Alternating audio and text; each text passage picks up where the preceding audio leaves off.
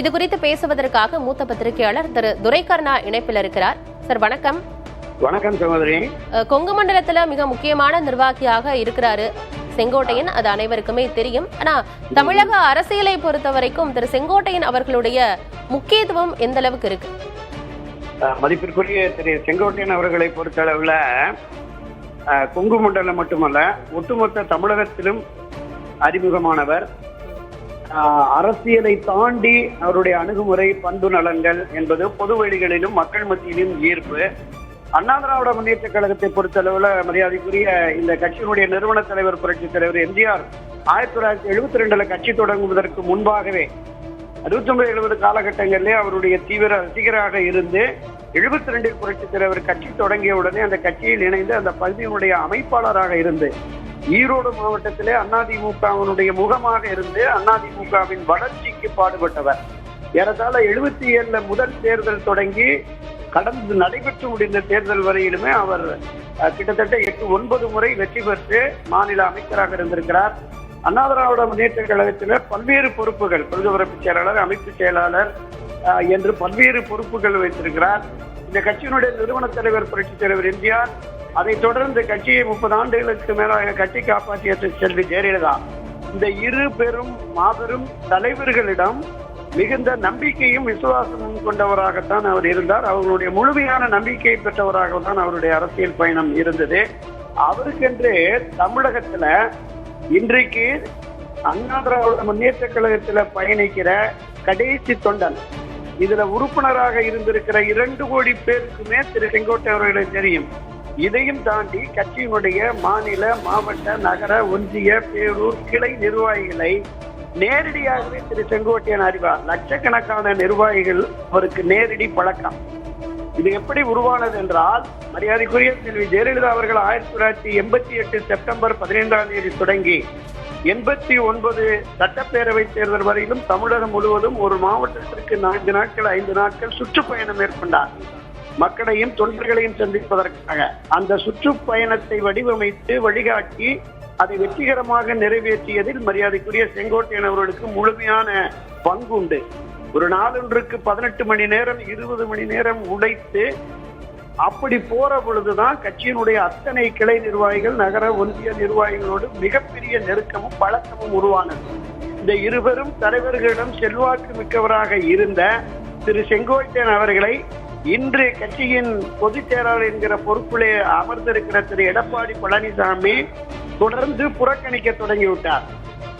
திரு செங்கோட்டையன் அவர்களும் மற்றும் அந்த 6 பேர் சொன்னோம்ல கட்சியினுடைய மூத்த நிர்வாகிகள், திரு செங்கோட்டையன், திரு நத்தம் விஸ்வநாதன், தங்கமணி, வேலுமணி, சி.வி. சண்முகம், தருமபுரி அன்பழகன், இந்த 6 பேர் சென்று கட்சியை ஒருங்கிணைக்க வேண்டும், விலகி சென்றவர்கள், விலக்கி வைக்கப்பட்டவர்கள், அதிருப்தியாளர்களை இணைத்தால் மட்டுமே தேர்தல் களத்தில் நாம் திமுகவை வீழ்த்த முடியும் என்று திரு எடப்பாடி பழனிசாமியை சந்தித்து கிட்டத்தட்ட 2.5 மணி நேரம் பேசி வலியுறுத்தினார்கள்.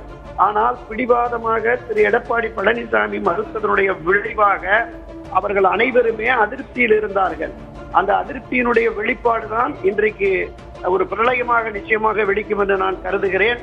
திரு செங்கோட்டையன் அவர்கள் இந்த முன்முயற்சியை எடுக்கிறார் என்று அறிந்த பிறகு ஈரோடு மாவட்டத்திலே அவருக்கு எதிராக களமாடிய பல்வேறு கட்சியின் பிரமுகர்களை, முன்னாள் எம்எல்ஏக்களை, கட்சியின் பல்வேறு பொறுப்புகளில் இருந்தவர்களை எல்லாம் திரு எடப்பாடி அழைத்து அரவணைத்து அவர்களுக்கு மாநில பொறுப்பு, மாவட்ட பொறுப்பு, பகுதி பொறுப்புகள் என்று மண்டல பொறுப்புகள் என்று வழங்கி திரு செங்கோட்டையனுக்கு எதிராக களமாட வைத்தார். இனியும் பொறுத்தது போதும் பொங்கியது என்கிற நிலைப்பாட்டோடு திரு செங்கோட்டையன் வந்திருக்கிறார்.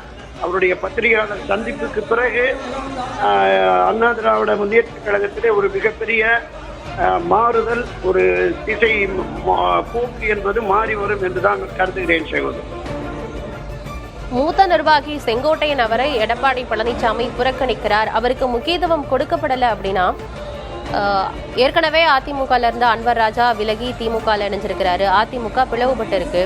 ஆனா இப்படியெல்லாம் செய்யறதுனால அது அதிமுகவுக்கு தான் பின்னடைவை தரும் அப்படின்னு திரு எடப்பாடி பழனிசாமிக்கும் தெரியும் தானே, தெரிந்துமா அவர் இப்படி பண்ண போறாரு?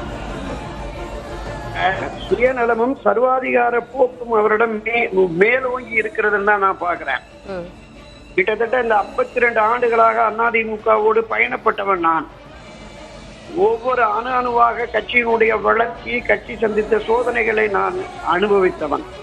நான் சொல்லுகிறேன், இந்த இருவரும் தலைவர்கள், மக்கள் செல்வாக்கு மிக்க தலைவர்கள், யாரையும் இழக்க விரும்பவில்லை. புரட்சித் தலைவர் எம்ஜிஆர் சொன்னார், ஒரு தொண்டனை கூட நான் இழக்க மாட்டேன் என்று. தனக்கு எதிரான நிலைப்பாடு கொண்டவர்கள், தனக்கு எதிராக கட்சி தொடங்கியவர்கள், தனக்கு எதிராக போர்க்குடி தூக்கியவர்கள் எல்லோரையும் அரவணைத்தவர் புரட்சித் தலைவர் எம்ஜிஆர். அதே போல செல்வி ஜெயலலிதா அவர்களும் நால்வரணி, போட்டி அதிமுக, எம்ஜிஆர் அதிமுக, புரட்சித் தலைவர் அதிமுக என்று பல்வேறு நிலைகளிலே கட்சியின் மூத்த முன்னோடிகள் பிரிந்து அவர்கள் இயங்கிய நிலையில் செல்வி ஜெயலலிதாவுக்கு எதிரான நிலைப்பாட்டை எடுத்தவர்கள் எல்லாம் மீண்டும் அழைத்து அரவணைத்து கட்சியிலே பொறுப்புகளை வழங்கி, அமைச்சர் பொறுப்புகளை வழங்கி, கட்சி ஒற்றுமை முக்கியம், கட்சியின் எதிர்காலம் முக்கியம், கட்சியின் வெற்றி முக்கியம் என்று அவர்கள் பயணப்பட்டார்கள். அதனால்தான் தொடர் வெற்றியை 7 முறை அதிமுக ஆட்சி கட்சியாக இருக்கிறது.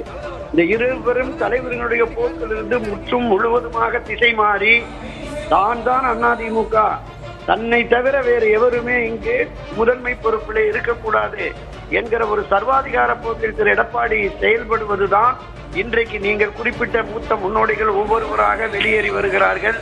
இது நிச்சயமாக அதிமுகவுக்கு மிகப்பெரிய சரிவை, பின்னடைவை, தொடர் தோல்விகளை ஏற்படுத்தும்.